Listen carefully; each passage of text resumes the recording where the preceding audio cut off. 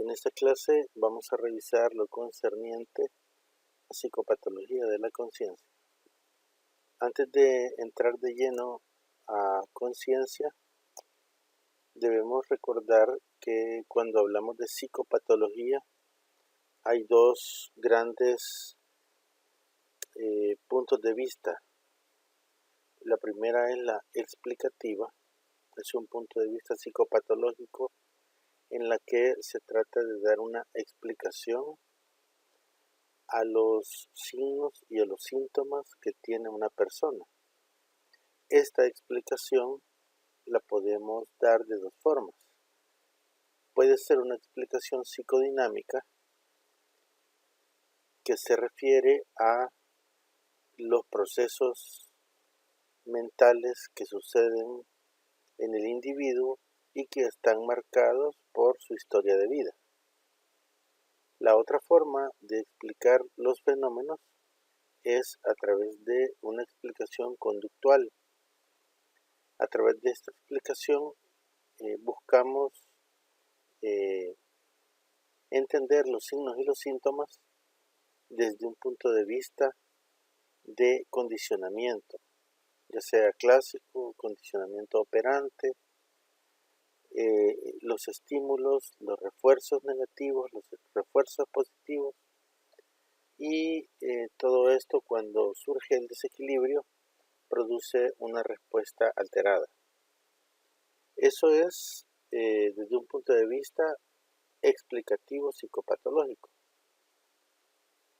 El otro punto de vista psicopatológico es el descriptivo.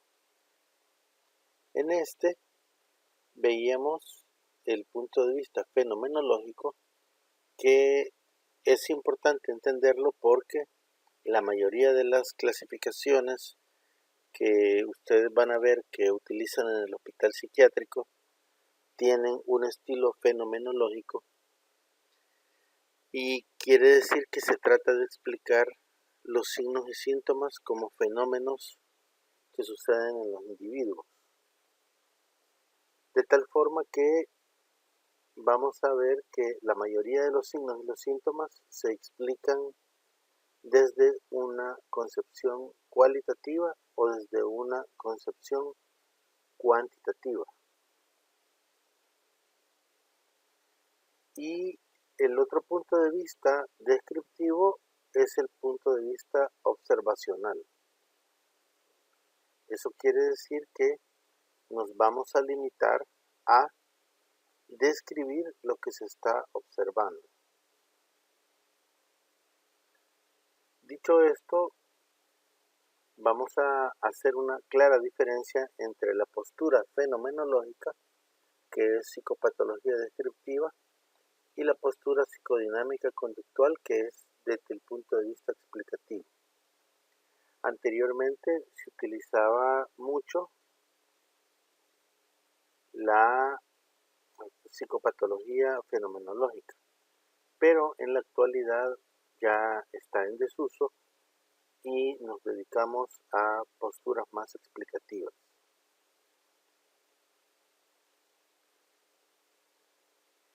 Lo primero que debemos revisar antes de entrar de lleno a la conciencia es a qué se refiere la conciencia o de qué hablamos cuando decimos conciencia. Un primer concepto que hay que tener claro es el concepto de vivencia. Vamos a retomar algunos conceptos del diccionario de la Real Academia de la Lengua Española para que veamos y tratemos de consensar algunos criterios diagnósticos. El primero de ellos es el de vivencia, y de las tres definiciones que nos envía el diccionario, vamos a retomar el que he marcado: hecho de vivir o experimentar algo. Desde aquí ya el concepto nos está hablando de que tenemos un individuo y que ese individuo tiene la capacidad de experimentar algo y que lo está haciendo. Eso es vivencia, y ese concepto de vivencia es el que vamos a retomar a lo largo de la clase. Es decir, un individuo está experimentando algo, está viviendo algo. Ese algo puede tener origen interno o puede tener origen externo. Un segundo concepto que es importante recabar es el de subjetivo, ya que cuando hablamos de conciencia vamos a decir que es una facultad la cual no se puede medir, de tal forma que muchos lo equiparan con que tiene un carácter subjetivo. Y cuando vamos a ver al diccionario de la Real Academia, ¿a qué se refiere cuando hablamos de subjetivo? Nos envía estas 4 definiciones, de las cuales nosotros vamos a retomar para esta clase la que marco a continuación.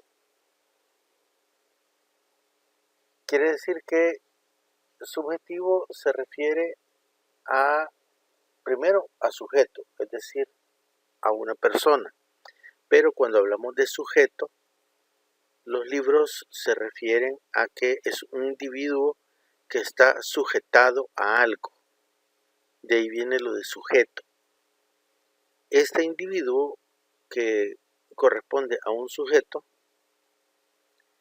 es considerado en oposición al mundo externo. Es decir, hay una diferencia entre el mundo interno del sujeto y su mundo externo.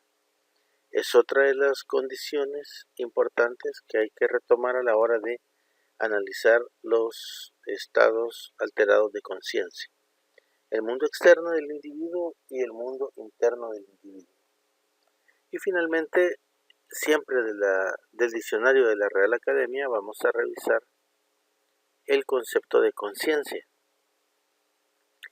Y nuevamente de las 4 definiciones que nos envía, vamos a retomar esa que he marcado. Vamos a decir que conciencia es el conocimiento inmediato o espontáneo que el sujeto, aquí ya viene la parte de subjetivo, ¿no? Tiene de sí mismo. Estamos hablando de un componente interno, de sus actos y reflexiones. Si ustedes se fijan, hasta aquí todavía el concepto de conciencia, aunque hace la diferencia entre el interior y el exterior, pero cuando habla de conciencia se refiere más al interior. Sin embargo, nosotros vamos a hacer una diferencia en relación a que entender qué es lo que pasa afuera y cómo está el entorno va a ser importante para comprender la psicopatología de este componente mental.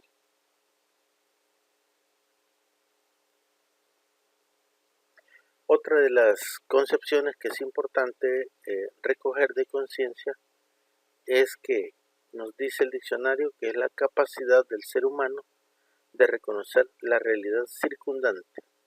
Aquí ya estamos hablando del medio externo y de relacionarse con ella. Tenemos entonces 3 aspectos que tienen que ver con el individuo, con el sujeto, que tienen que ver con la vivencia y que tiene que ver con el concepto tal de conciencia. Es decir, que una persona se vuelve sujeto cuando está vivenciando aspectos internos o aspectos externos de él y se relaciona con estos aspectos externos, así como nos dice la primera definición de conciencia. De tal forma que tener intactas estas funciones, tanto la del reconocimiento interno como la del reconocimiento externo, es importante para hablar de integridad de la conciencia. Asimismo, como reconocer lo que es cotidiano o lo que es normal para nosotros, planteado desde un punto de vista de normalidad estadística, y lo que no es. A ese conjunto de cosas del vivenciar, le vamos a llamar nosotros conciencia. Y esta conciencia se forma gracias a otros componentes del examen mental, principalmente a la atención, a la memoria, a la inteligencia, al juicio, al raciocinio, a las abstracciones, a las percepciones. Así, por ejemplo, una persona que perciba el ambiente como frío es una persona que puede, gracias a su memoria, puede comparar el clima cálido o el clima frío y compararlo con otros climas a los que haya sido expuesto anteriormente y hacer una comparación subjetiva. Es decir, esa vivencia que tiene la puede comparar gracias a los recuerdos que tiene acumulados en su cerebro. Al igual, si estamos frente a alguna situación emocional, también esta percepción que tiene, gracias a los órganos de los sentidos, de esta vivencia emocional a la que está siendo expuesto, llega al cerebro, específicamente al hipocampo, donde recordamos que se guarda la memoria emocional, y es comparada, de tal forma que un individuo puede decir cuál emoción fue más intensa o cuál está siendo menos intensa, si la previa o la actual. De esta forma, gracias a este conjunto de funciones mentales, se forma o se concluye con lo que vamos a llamar en esta clase conciencia. Vemos entonces la importancia de establecer primero el concepto de vivencia, el concepto de subjetividad, para caer en el concepto de conciencia. Ahora, si ya tenemos claro, si ya tenemos suficientemente especificado estos elementos, vamos a pasar al siguiente de los conceptos, que es el de reflexividad. Ese es un concepto que lo debemos retomar para los seres humanos, no así para los animales. Y gracias a esta diferencia es que nosotros podemos decir que un animal tiene conciencia al igual que el ser humano. Sin embargo, el ser humano, gracias al componente de reflexividad y todo lo que hemos estado hablando en su conjunto, gracias a estas funciones ejecutivas superiores, nos da la facultad de tener autoconciencia y no solo conciencia como tienen los animales. Hay muchos autores que están en contra de esta postura, ya que piensan y hablan de la conciencia como una conciencia filosófica. Por otro lado, los que están muy a favor de esta postura se enfocan en una postura de conciencia neurológica. Y finalmente tenemos que nosotros en psiquiatría vamos a hablar de una postura psicopatológica de conciencia. Y gracias a esa postura es que vamos a poder hacer la comparación entre conciencia y autoconciencia. De tal forma que vamos a decir entonces que no podríamos hablar de autoconciencia en los animales.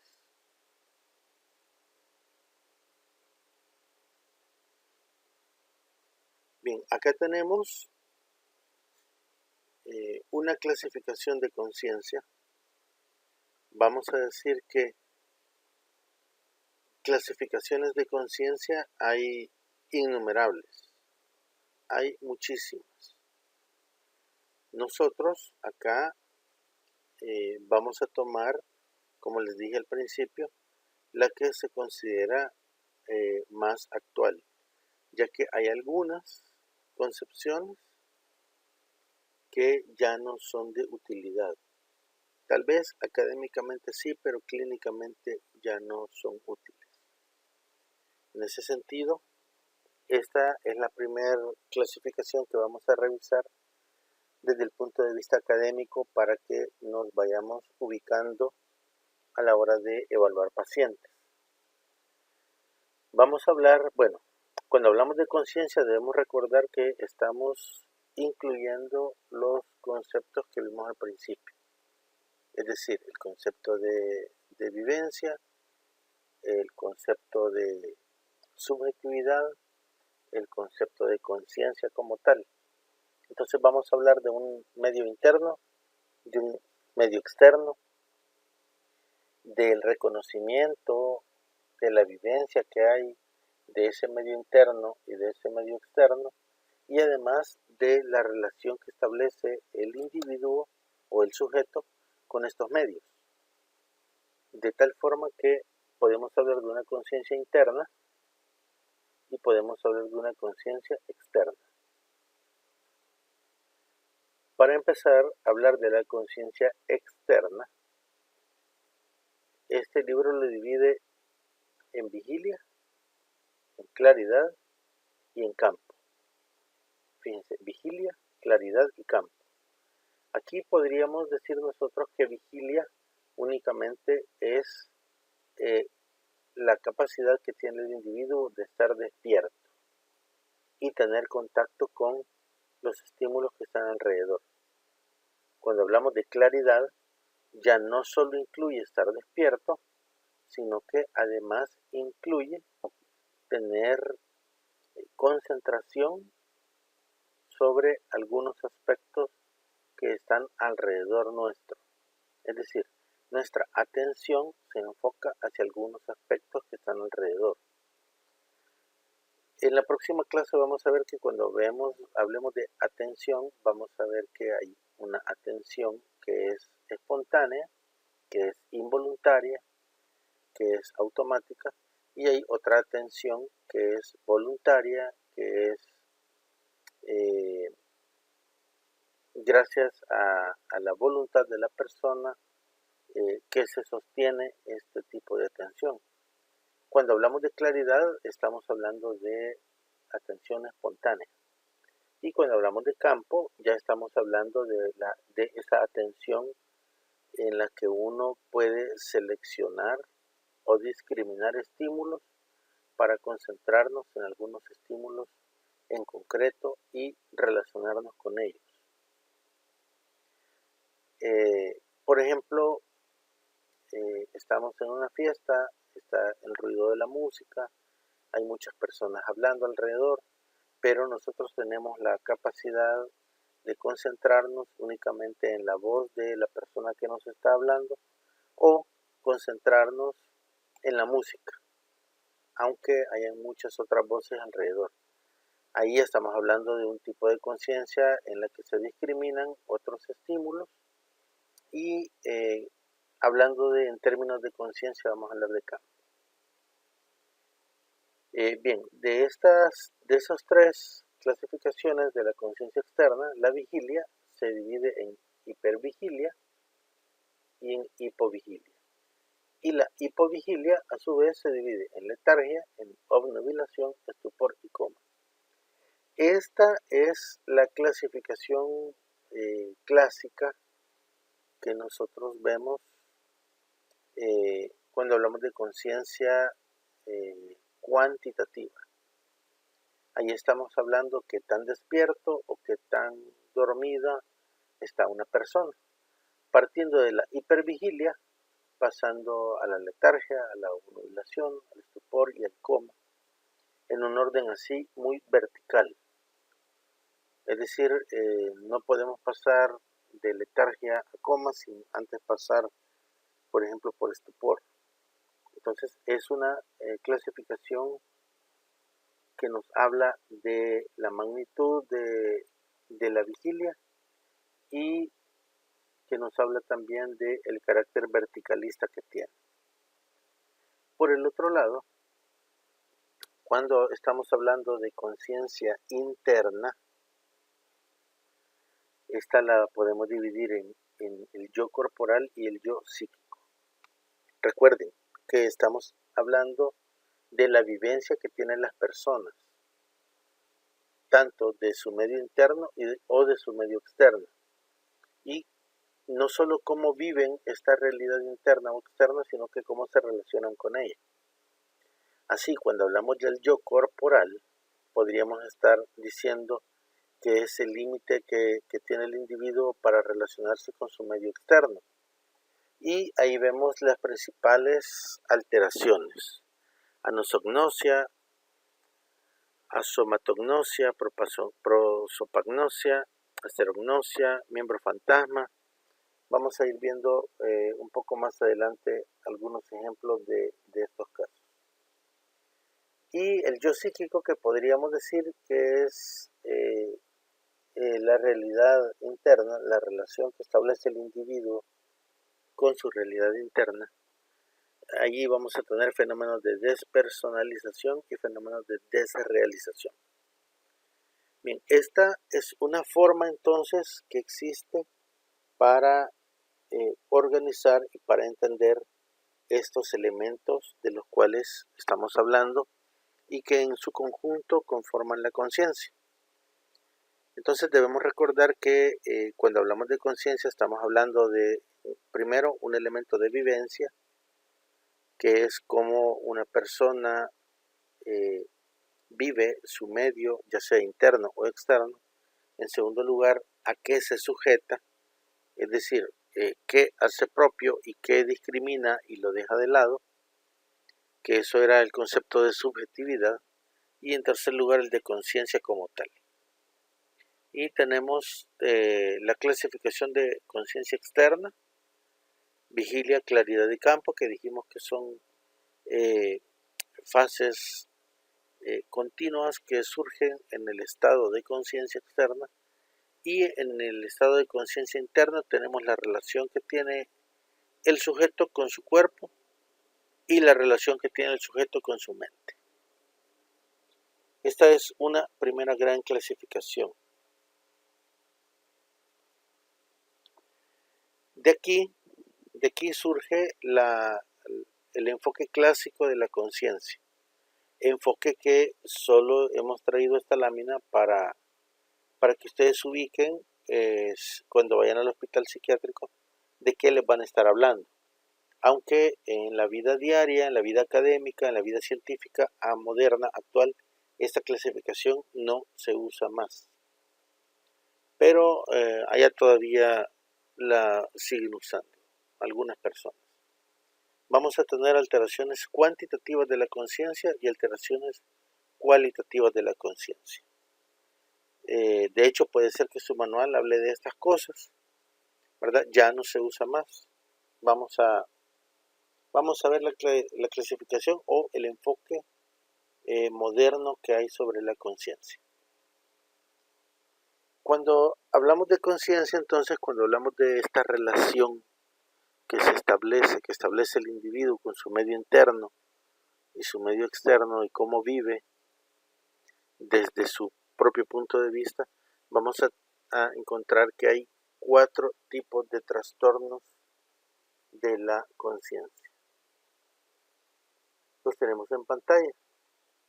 Los trastornos deficitarios de la conciencia, los trastornos productivos de la conciencia, los trastornos del estrechamiento del campo de conciencia y las alteraciones positivas de la conciencia. En el resto de la clase nos vamos a dedicar a ver cada uno de estos trastornos, de estas alteraciones de la conciencia.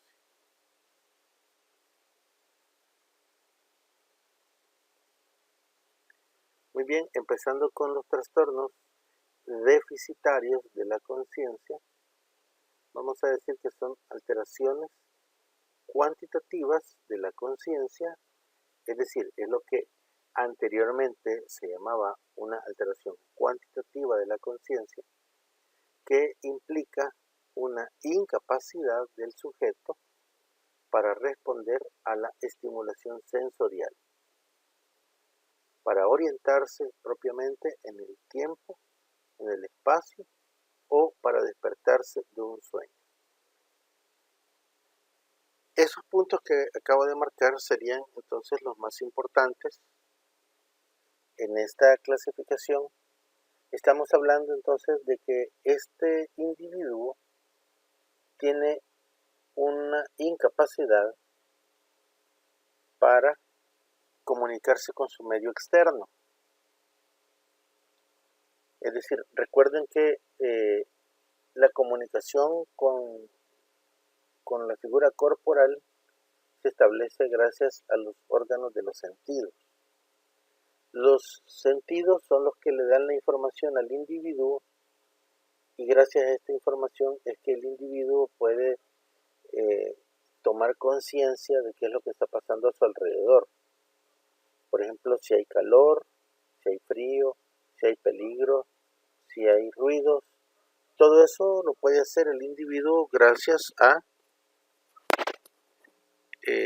la capacidad que tiene de relacionarse a través de los órganos de los sentidos.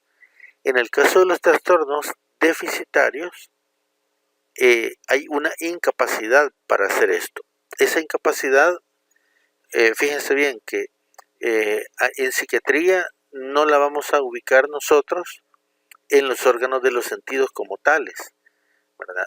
Si fuera así, en ese caso tendría que ser visto por otra especialidad.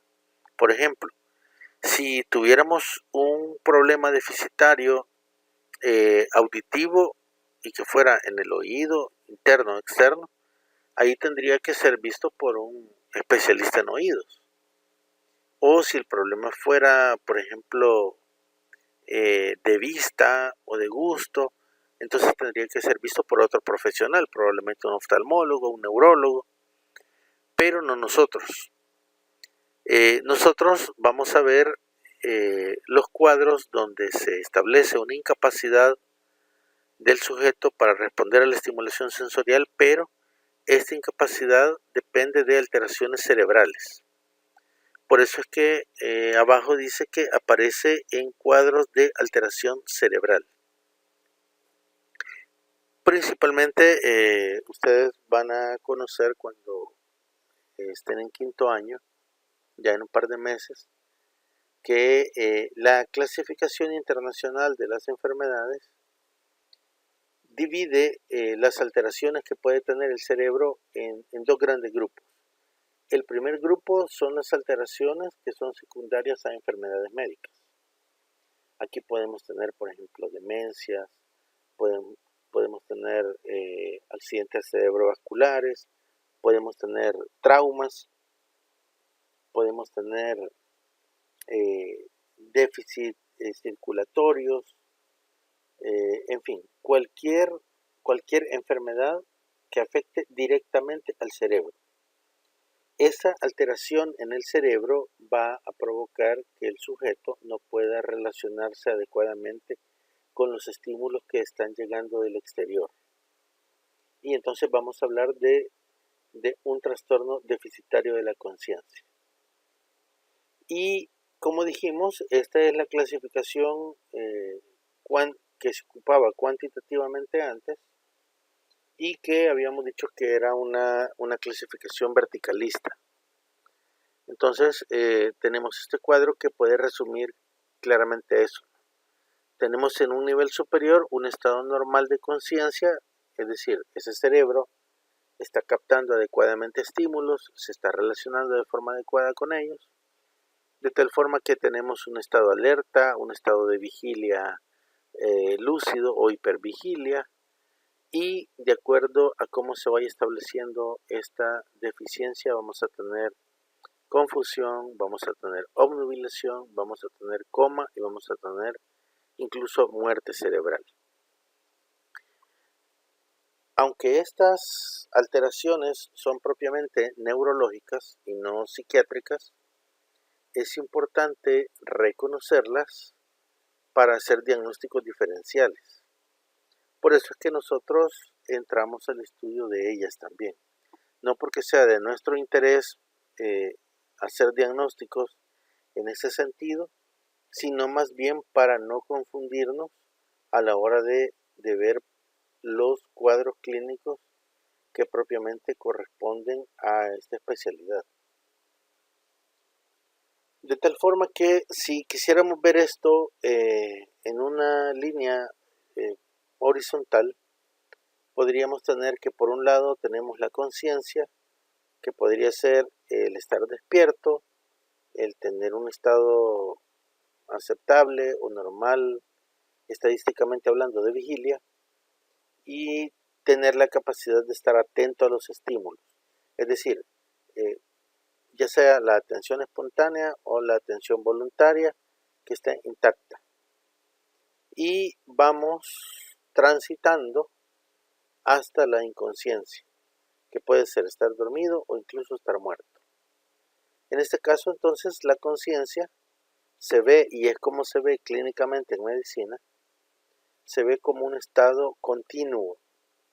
En uno de los extremos estaría el normal de la conciencia y en el otro estaría el estado anormal, que puede llegar incluso hasta la muerte cerebral.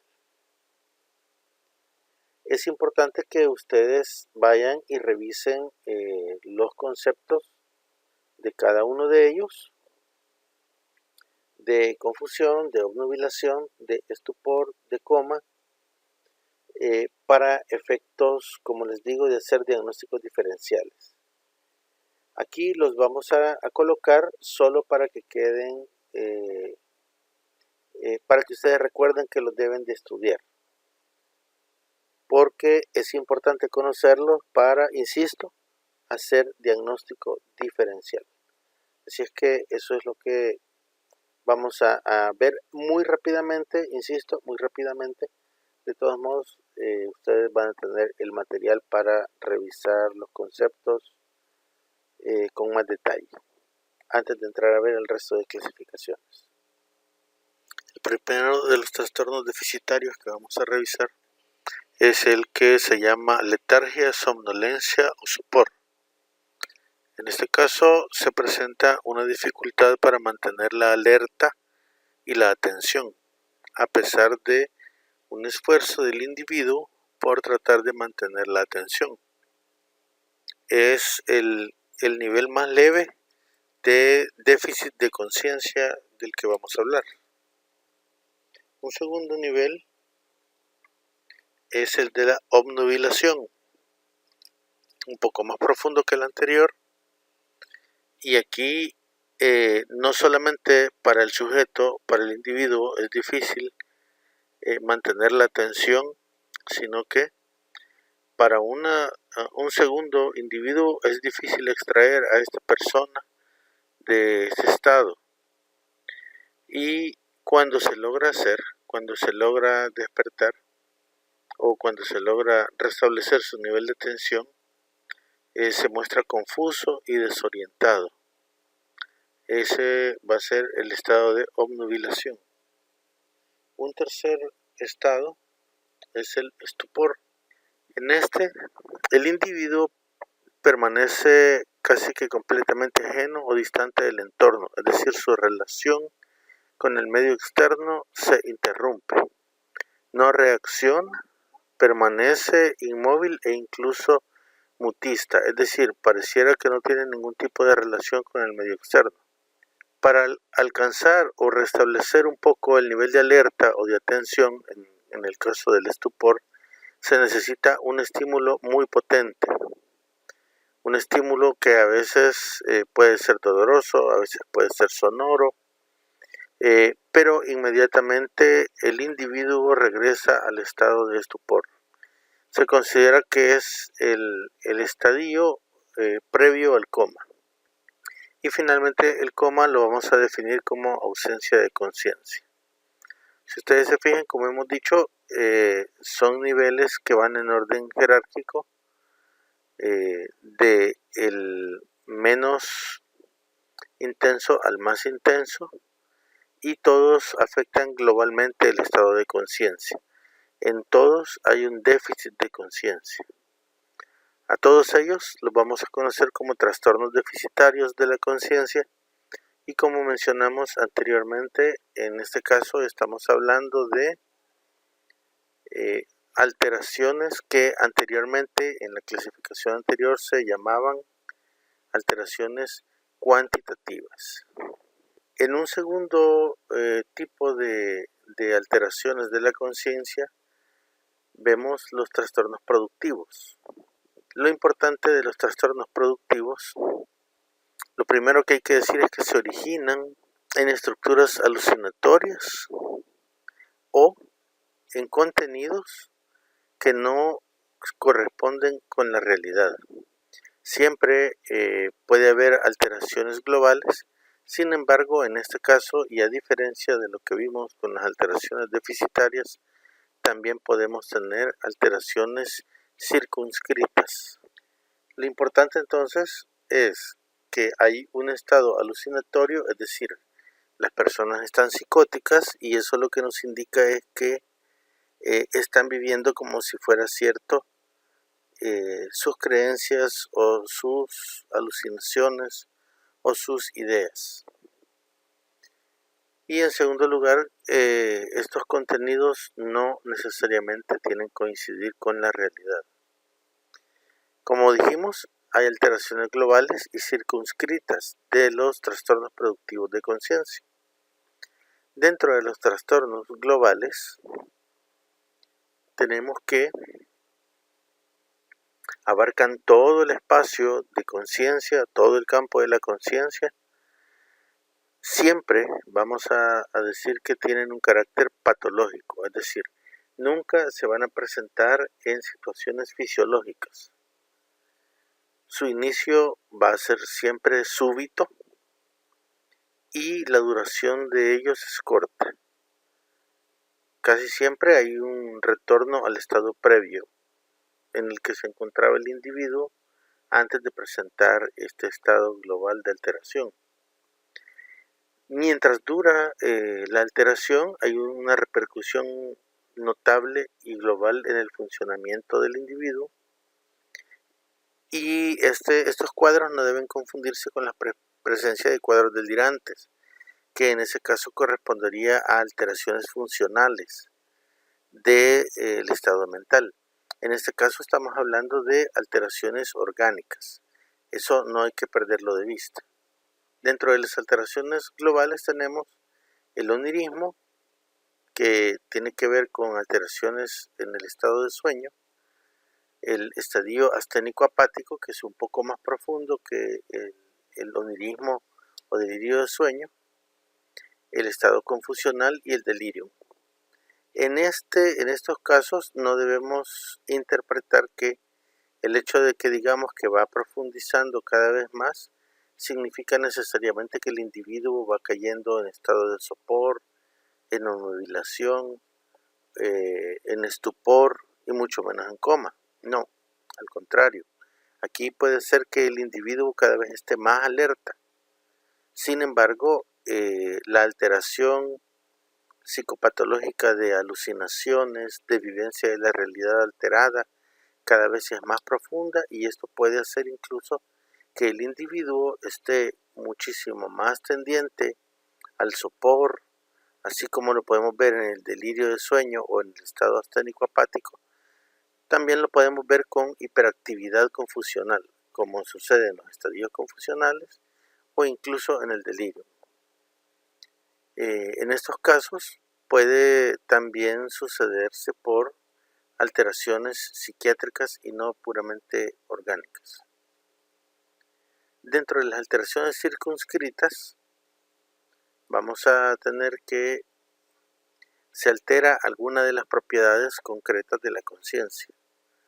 No son muy frecuentes y cuando se dan casi siempre van asociadas a enfermedades, ya sea médicas o desórdenes mentales. Dentro de las más comunes alteraciones circunscritas tenemos los estadios de despersonalización y de desrealización. En estos casos, como ya hemos dicho, no se altera de forma global la conciencia, sino que de forma muy puntual, de forma circunscrita, y en este caso vamos a tener que el individuo identifica el medio como algo irreal o como diferente a lo que él conocía como algo habitual. La diferencia va a radicar en que en la despersonalización ese cambio sucede en el yo, es decir, dentro de su propio cuerpo. Hay percepción de cambio interno. Algunas personas dicen que sienten como que si sus órganos internos estuvieran cambiando, otros como que si su cuerpo estuviera cambiando. Algunos dan la historia de que les han robado el corazón o el estómago o han cambiado de lugar. Todo eso entra dentro de la despersonalización. Son cambios entonces en su propio cuerpo. En cambio, en la desrealización, estos cambios siempre se dan, pero son en el medio externo. Esta alteración circunscrita también algunos libros lo incluyen dentro de los trastornos disociativos. Otra de las alteraciones circunscritas corresponde a las alteraciones de la conciencia corporal. Acá se trata de, a diferencia del anterior, donde en la despersonalización algunas partes del cuerpo cambiaban, casi siempre se refiere a órganos, es decir, a medios viscerales. En cambio, en las alteraciones de la conciencia corporal nos estamos refiriendo más a alteraciones del aparato locomotor. Así, la anosognosia se refiere a la indiferencia que un individuo puede mostrar hacia alguna zona del cuerpo que esté lesionada. Así vamos a tener que una persona puede tener una herida grave o una lesión grave, por ejemplo un pie diabético grado 4, y el individuo no muestra ningún asombro, ningún interés, ninguna preocupación por la lesión que tiene. Es como que si reconociera la lesión pero que no fuera parte de su cuerpo. En ese caso vamos a hablar de anosognosia. Algunas teorías mencionan que esta forma de responder que tiene el cerebro o la mente vendría a ser explicado a través de un mecanismo de defensa que permite que el individuo no sufra por la alteración que está teniendo. Otra de las alteraciones de la conciencia corporal circunscritas corresponde a la asterognosia. En este caso existe una incapacidad de reconocer objetos por el tacto. Sin embargo, sí se reconocen a través de otros órganos de los sentidos. De tal forma que podemos dar en la mano a un individuo una fruta, por ejemplo un guineo, y no reconoce que es un guineo. Sin embargo, cuando lo observa, sí puede decir que se trata efectivamente de un guineo. O cuando le damos un bolígrafo, o cuando le damos, por ejemplo, algún objeto que tenga un aroma fuerte, lo puede reconocer por el aroma, lo puede reconocer por la visión, sin embargo no por el tacto.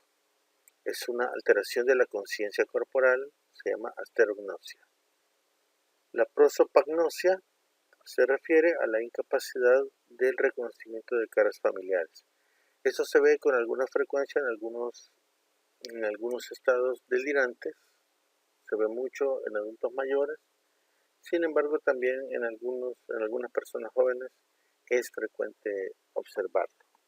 La prosopagnosia también es una alteración de la conciencia corporal y es una alteración circunscrita. Cuando hablamos de circunscrita, nos referimos a que el resto de funciones de la conciencia están intactas. Sin embargo, esta parte es la alterada. Finalmente tenemos la condición llamada miembro fantasma. En este caso se presenta cuando una persona ha sido amputado de un miembro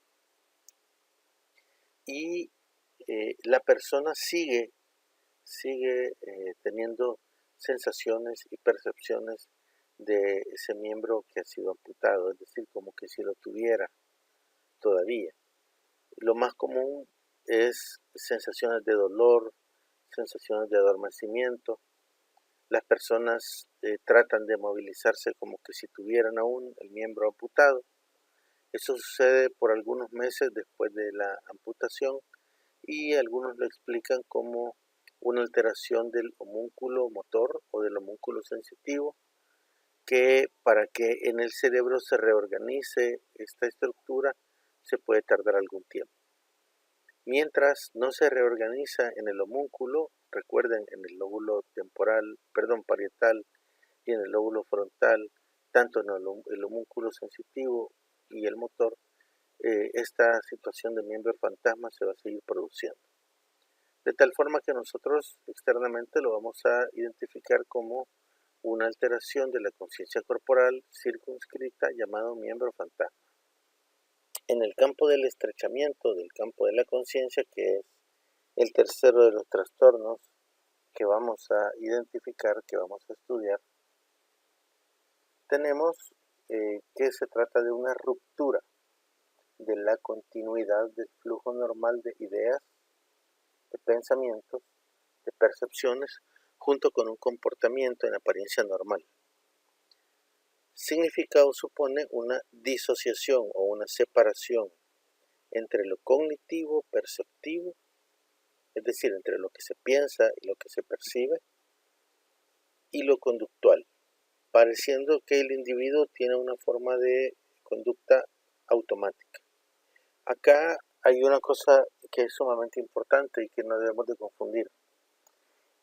En el primer trastorno que vimos, los trastornos deficitarios de la conciencia, esos se producen de forma generalizada y lo que sucede es que hay una alteración cerebral que hace que todas las funciones que están alrededor de la conciencia se alteren, es decir, la orientación, la memoria, la inteligencia, la atención, el juicio, todo se altera y produce conductas que van en consonancia con esa alteración generalizada.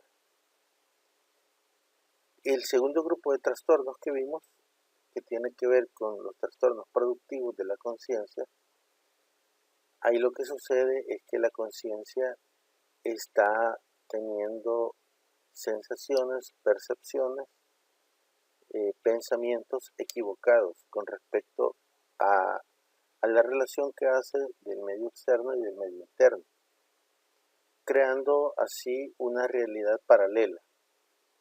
Pero dependiendo si es una alteración global o circunscrita, su conducta va a variar de acuerdo a esta condición. En el caso del estrechamiento del campo de la conciencia, lo que vemos es que se produce una ruptura del flujo normal de ideas, de pensamientos o de percepciones. Quiere decir que no tiene nada que ver con los trastornos que dijimos que anteriormente se llamaban cuantitativos, es decir, los trastornos deficitarios de la conciencia, sino más bien aquí algunas funciones son las que se ven alteradas. Lo importante entonces es que hay una ruptura en la continuidad y esta ruptura supone una disociación o una separación entre lo que se piensa, lo que se percibe y cómo se actúa. Las características más principales son que hay una disminución en el nivel de atención, hay una desorientación a lo psíquica, hay automatismos conductuales, reactividad a los estímulos parcialmente conservada, amnesia del episodio y amnesia del delirium. Acá vamos a ver más que todo los estados crepusculares, la disociación hipnótica e identidad múltiple o personalidad múltiple. Dentro de los estados crepusculares vamos a decir que son de inicio y de fin brusco, van a tener una duración variable que puede ser de horas o de días, su intensidad también va a ser variable, de tal forma que vamos a hablar que la alteración de la conciencia en este trastorno puede ser heterogénea, precisamente por esta variabilidad que tiene, y puede haber, por lo general, hay amnesia tras el episodio crepuscular. Dentro de la disociación hipnótica se produce una restricción de la conciencia, cuyo elemento central es la sugestión, es decir, el individuo se ve sugestionado por un estímulo externo, por lo general, que provoca esta restricción de la conciencia. Sin embargo, cuando es orientada esta disociación, este tipo de disociación, también podemos ver otro tipo de alteraciones como ensanchamiento o alargamiento, por ejemplo, de la memoria, que le permite al sujeto prestar o poner su atención en otros elementos como elementos de memoria y no en elementos que está viviendo en ese momento, sino que en situaciones ya pasadas. La personalidad o identidad doble o múltiple en otros libros es llamada disociación, personalidad disociativa o alteración disociativa de la personalidad.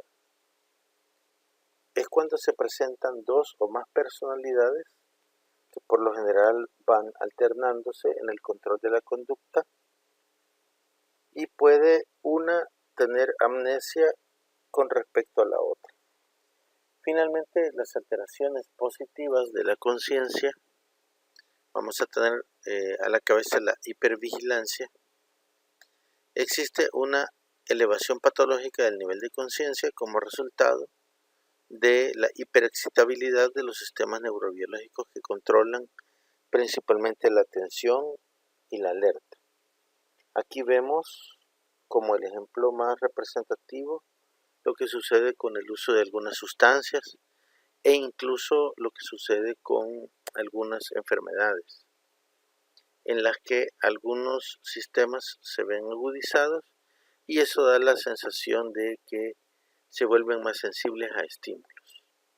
Así como nosotros podemos ver la hiperestesia, por ejemplo, podemos tener estados de hiperexcitabilidad en cada uno de los órganos de los sentidos, ya sea el oído, el olfato, la visión, y estos se consideran alteraciones positivas de la conciencia. Positivas no porque sean buenas, sino porque van en sentido de aumento de las capacidades. A eso le vamos a llamar positivo. Y bien, con esto tenemos que mencionar que hay una mayor claridad mental. Hay que tener cuidado con eso porque justamente esta es la parte que más llama la atención, a la que más se hace referencia, cuando por ejemplo se usan algunas sustancias psicoactivas, buscando esta mayor claridad mental. Hay aumento de la actividad motora, precisamente por la mayor claridad mental, pero esta mayor actividad motora no necesariamente se ve acompañada de mayor rendimiento. Justamente por este efecto que se llama hiperfrenia. Eso es cuando el grado de vigilancia es máximo y luego vamos en bajada, vamos en picada. Vemos estos cuadros en episodios maníacos, en algunos cuadros de esquizofrenia, en intoxicación por sustancias o como efecto noradrenérgico de algunas drogas. Incluso cuando hay estimulación del sistema glutaminérgico es muy común ver ese tipo de reacción. Vamos a llegar hasta acá con la clase de psicopatología de conciencia. Para efectos de examen vamos a tomar en cuenta esta presentación y el material de lectura de donde ha sido sacada esta presentación. Muchas gracias.